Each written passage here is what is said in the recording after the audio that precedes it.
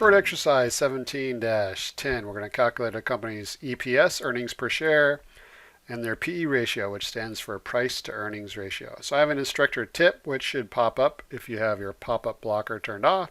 It says the number of common shares outstanding, which is 10,000, as you can see up here, did not change during the year. Therefore, the weighted average number of shares outstanding is also 10,000 shares. All right, let's compute the earnings per share, EPS, for the company.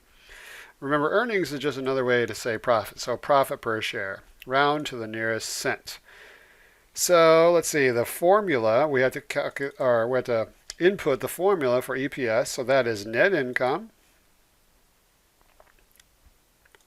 Now, the thing that's on top, which is these two items, in theory, that's what the common shareholders get. So even though people call this earnings per share, it's technically earnings per share of common stock.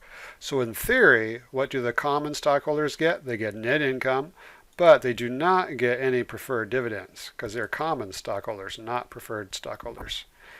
And we divide that by the weighted average number of common shares. And CSO stands for common shares outstanding, which it tells you right here. And here's the CSO. All right. So now we got to go find our net income and plug in the numbers. Our net income is 7,300. Copy and paste. Let's see if this company has any preferred dividends. First, we have to see if they have any preferred stock. So in the stockholders' equity section, we see that there's common stock, but no preferred stock. Therefore, the preferred stock dividends are 0. And the weighted average common shares outstanding is 10,000. So we're going to take 7,300 divided by 10,000.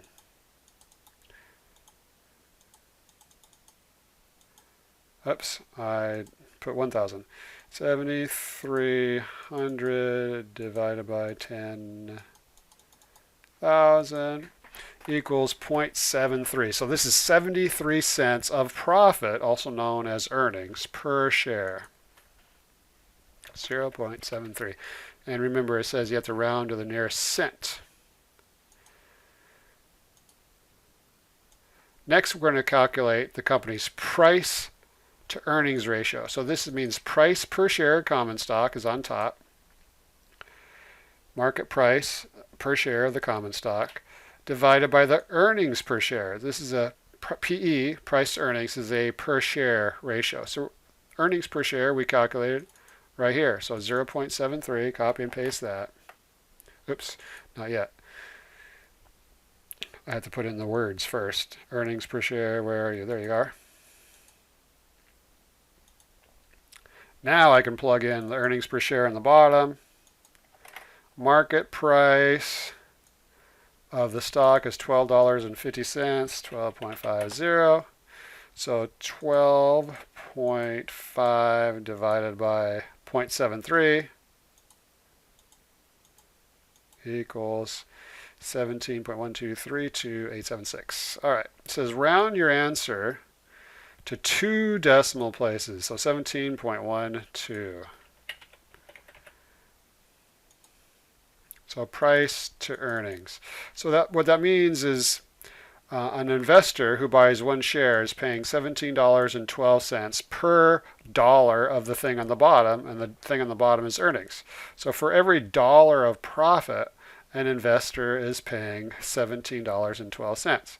So in other words, if the company continued that way exactly into the future, it would take about 17 years for your investment to break even. All right, let's see here. Now, what do these results mean when evaluating SL's company's profitability? Assume the following industry averages. Earnings per share, 25 cents. PE ratio for other companies in the same industry is set 9.3. All right. So what this PE ratio means is the company is selling at 17.12 times 1 year's earnings per share.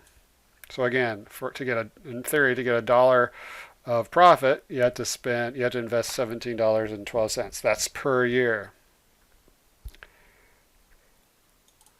So they're paying $12.50 to get 73 cents of profit per share. So that's the equivalent of paying $17.12 to get $1 of earnings per share.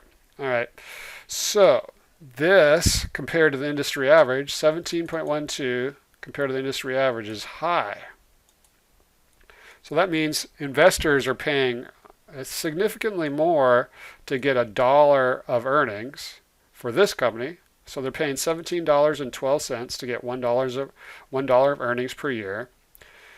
Whereas the rest of the companies in that industry, investors are only paying $9.30 per $1 of earnings or profits.